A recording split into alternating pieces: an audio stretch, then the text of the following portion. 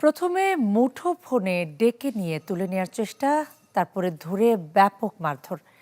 প্রাণে বাঁচতে পালিয়ে 8তলা ভবনের ছাদে উঠেও মেলেনি রক্ষা। নির্যাতনের পর সেই ছাদ থেকে ফেলে দেয়া হয় নির্মাণাধীন লিফটের গর্তে। পরে মেলে নিথর মরদেহ। চট্টগ্রামে কিশোর গ্যাংয়ের হাতে এমন নৃশংস হত্যার শিকার হয়েছে এক কলেজ শিক্ষার্থী। ঘটনাটি 4 দিন আগের হলেও জানাজানি হয় বৃহস্পতিবার। তবে খুনের কারণ এখনো পরিষ্কার নয়। চট্টগ্রামের বাকুলিয়া মৌসুমিক আবাসিক এলাকা।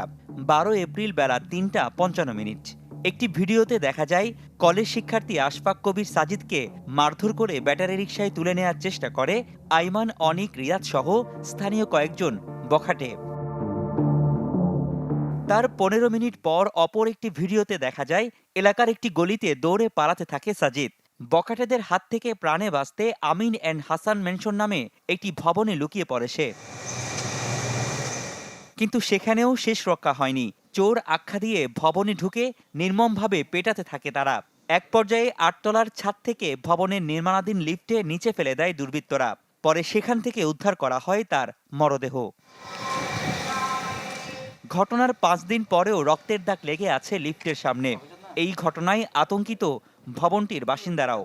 অনেক বলতেছে এখানে কিছু মানুষ আসছে, আবার বলতেছে কিছু ছেলে উপরে উঠছে, ওই ছেলেটা উপরে উঠছে, আর বলতেছে হুট করে পড়ে গেছে গা। অতটুকু এর বেশি আর অবশ্যই বেদনাদায়ক। যদি কেউ বাঁচতে আসে, আসার পরে যদি অন্যভাবেই মারা যায়, এটা তো আসলে বেদনাদায়ক তো অবশ্যই।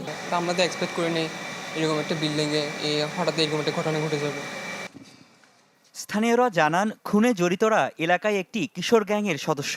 বন্ধুদের দাবি বিদেশে চলে যাওয়ার কথা ছিল সাজিদের, কিন্তু তার আগেই বিদায় নিতে হলো পৃথিবী থেকে।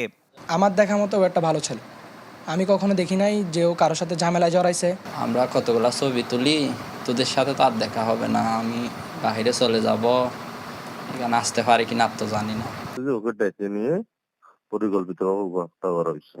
আমরা চাচ্ছি অতি দ্রুত শাস্তি মানে দোষীদেরকে ধরে সর্বোচ্চ শাস্তি নিশ্চিত করা হোক।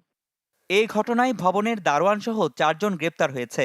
ঠিক কী কারণে এই হত্যাকাণ্ড তা খতিয়ে দেখার কথা বলছে পুলিশ। তো আমরা চেষ্টা করতেছি কি কারণে তাকে সেখান থেকে বিল্ডিং থেকে পড়লো কিনা, কেউ ধাক্কা দিলে কিনা, তাকে মারলো কিনা, পিছন দিকে দৌড়াইলো এবং তাকে ওখান থেকে উঠাই কেন নিয়ে গেল, অনেক কিছু বিষয় এখানে রিলেটেড। নিহত সাজিদ বিএফ শাহিন কলেজের একাদশ শ্রেণীর শিক্ষার্থী। তার বাড়ি কক্সবাজারের চকরিয়ার বদরখালীতে। রনি দত্ত, চ্যানেল 24, চট্টগ্রাম।